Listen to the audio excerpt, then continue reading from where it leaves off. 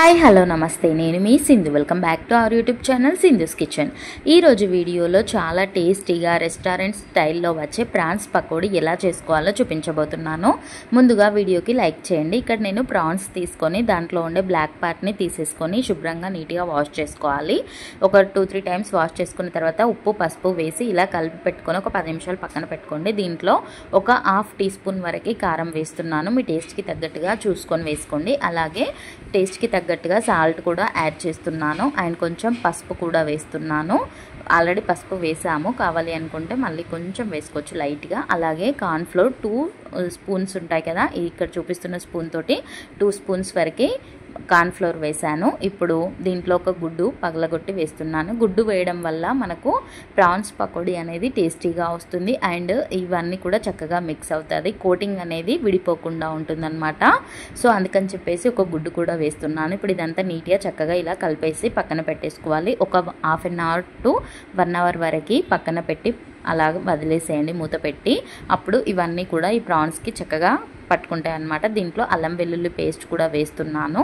So ఇదంతా వేసి ఒక 1/2 అవర్ to 1 అవర్ పాటు అలా పెట్టి పక్కన పెట్టేసుకోవాలన్నమాట.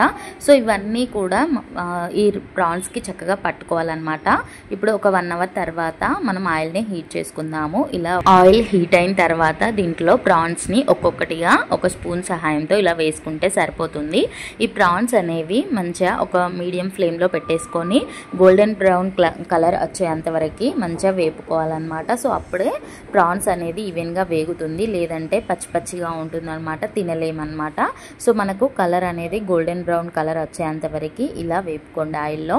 అండ్ ఈ ఆయిల్ అనేది కొంచెం మనకు ప్రాన్స్ స్మెల్ వస్తుంది. సో మీరు కొంచెం తక్కువనే ఆయిల్ తీసుకోండి, మరీ ఎక్కువ తీసుకుంటే అదంతా వేస్ట్ అయిపోతుంది అనమాట. సో ఇది ఒక టిప్ అని చెప్తున్నాను.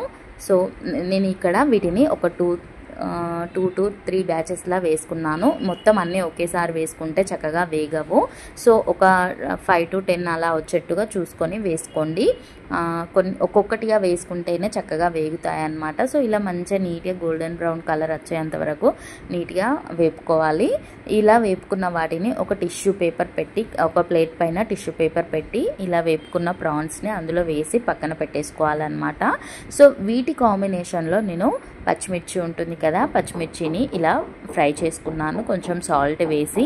ఇలా వేయడం వల్ల పచ్చిమిర్చి ప్రాన్స్ టేస్ట్ అనేది బాగుంటుందన్నమాట. సో అంతేనండి, సింపుల్గా ప్రాన్స్ పకోడీ ఇంట్లోనే ప్రిపేర్ చేసుకోవచ్చు. చాలా టేస్టీగా ఉంటుంది, పిల్లలు కూడా చాలా ఇష్టంగా తింటారు.